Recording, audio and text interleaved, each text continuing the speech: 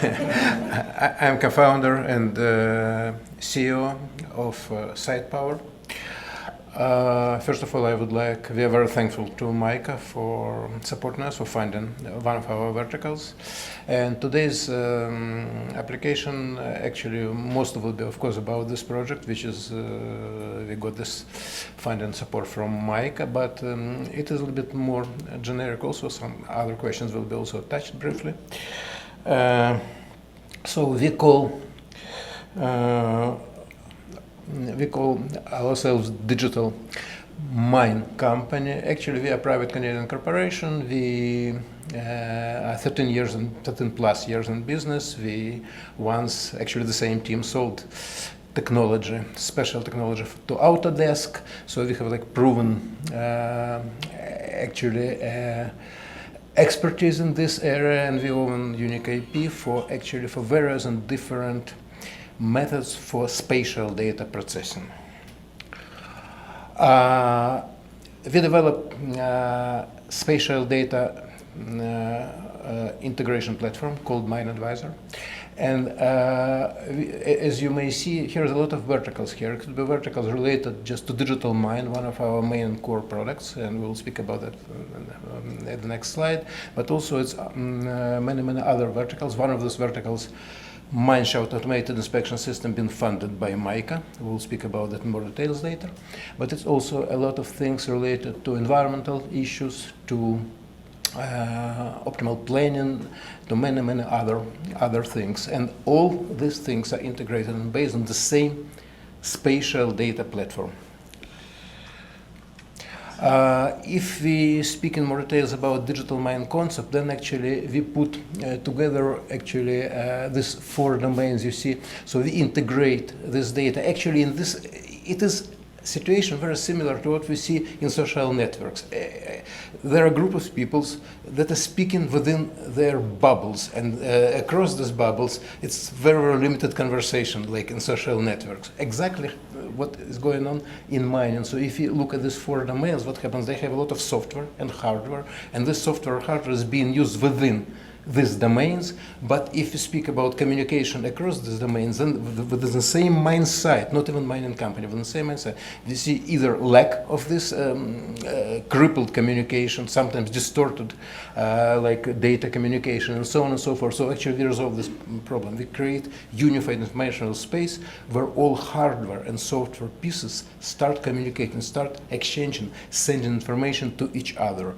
And actually, if you look at it from a different point of view, we may see the following situation where, okay, at operational level, people need very clear and effective exchange of information, optimization of their operations, planning, and so on and so forth. It's very important, especially in view of, say, mine-to-mill problem, which is critical problem, because any processing plant must get ore with certain concentration. And it happens that they are not getting that, and it's a lot of losses here. And we can resolve this problem because we have very neat AI-based planning. Now, if you go to the upper level, information this after analytical processing must be like passed to ERP systems like SAP, Oracle for management of the company, for projection. We can do that, and eventually, the higher level, it's ecology, everything that related to ESG projects.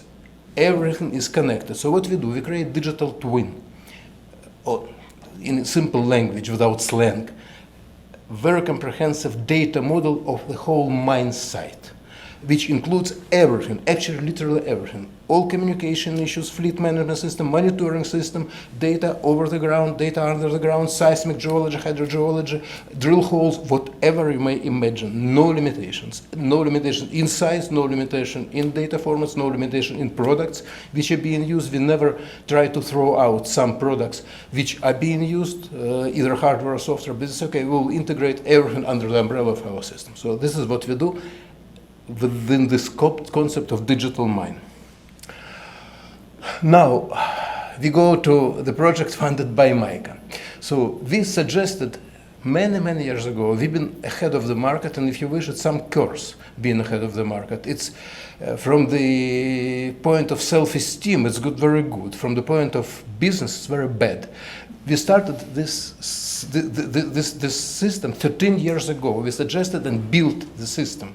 Unfortunately, nobody reacted to this in a proper way. So thanks to MICA, we could resurrect this project, and actually we suggest this automated mineshaft scanning system based on laser scanning. Actually, eventually after some work, we came to a relatively simple device that combine one or two scanners and a so-called IMU, inertial measurement unit, which actually controls the position of the device within the inside the mine shaft. And of course, we start from what do you think? We start from building digital twin of a mine shaft. So this is part of this big digital mine story, just one of the verticals of the story. Today, I believe Lorela said how good presentation must be done. So this is exactly, we consulted and she just helped us. So okay, it's safety. Safety is the main problem because people are getting removed from the mine shaft during inspection. They spend hours and hours and hours inside the mine shaft, and it's a lot of fatalities. We've been in this business for 13 years, and we know how many fatalities happen just in front of us, like within these 13 years, yeah? So we actually reduce the time people are spending inside the mine shaft during inspection drastically, like 5-6 times, yeah? Profitability.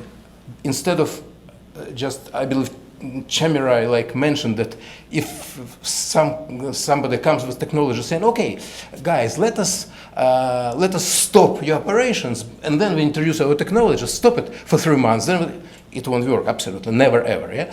What we do, we drastically reduce the time needed for inspection. Instead of many hours, usually within half hour to 1 hour inspection can be done, yeah? And reliability, of course, people, I've been part of this inspection 10 times at least. I'm not a professional mining engineer, but I've been in the mine shafts. And how it happens, everyone knows, it's headlamps, darkness. Oh, John, stop, there's something wrong here. Oh, Peter, stop, something wrong there. It happens this way, yeah. So this is reliable, absolutely accurate assessment of what is going on with the mine shaft. So now about the progress. Previous time I made presentation, we planned to resurrect, to build this new device. This device was built. So if you look at the upper right corner, you see the device built 12 years ago. It's been heavy, bulky, expensive. Now you can see the device we built recently, and we came to Glencore, an NRS site, and we have held trials at an NRS mine site, very good trials. We are going to present them the report within a few days, this week. Full report with absolutely full inspection of their mine shaft will be presented to them. It took a little bit more time because we first collected this, just assembled these pieces, hardware pieces, into one device. So it took a little bit more time. They should tune up data, but everything went very well. So the estimated cost of this device is 100K. Estimated weight is 10 kilogram instead of this parameters you may see there. So drastic changes during this 12 years of development of new approach, put it this way. At the same time, typical report content you may see at the right side down. This is what I would like to put into any report. Each mine site is unique. Each mine shaft is unique. Requirements also unique. So the how device is getting assembled also may vary. It could be not something fixed, and it could be bronze, silver, gold, and price depends on that as well. Sequence of operations. Again, somebody recommended put sequence of operations. Okay, sequence of operations, yeah. So we start from theoretical model, from digital twinning of mine shaft. Then we go to laser scanning. Then we just georeference point cloud. then they just extract features, and then they actually go to reporting. So it's very neat automated report that can just suggest to the client everything the client needs. It could again vary a little bit depending on what client needs, but it just depends on client priorities. And it's very important to understand that actually this is not a hardware system.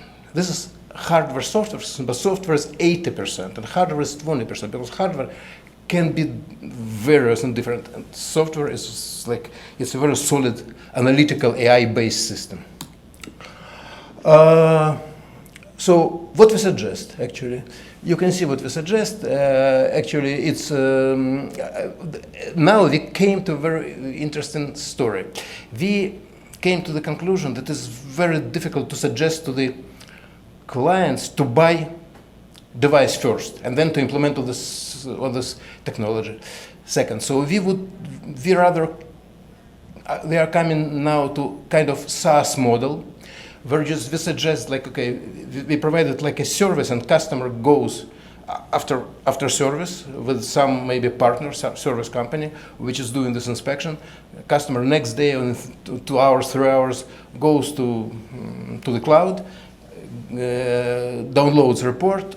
He can look, the customer can look at the mineshaft model, what happens, what changed, whatever. But it is not necessary. It is not like a must. They can just download report and they pay just for that. Like inspection by inspection, not like lump sum like at the very beginning, which maybe will mitigate actually our business model, will accelerate somehow, increase the attractiveness for the customer.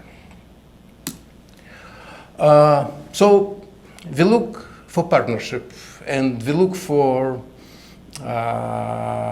funding, we look for partners, we look for clients. We are happy to collaborate in various and different ways. And the very last I would like to say, look, here we were listening to a lot of beautiful presentations in various and different areas of technology, and I dare say that our digital mind concept, whatever everybody speaking of, may integrate all these things under this umbrella and increase efficiency, increase like adaptability, increase effectiveness of the usage of any of the technologies mentioned today here. Thank you very much for your attention. The questions are very welcome on sidelines or just now, whatever.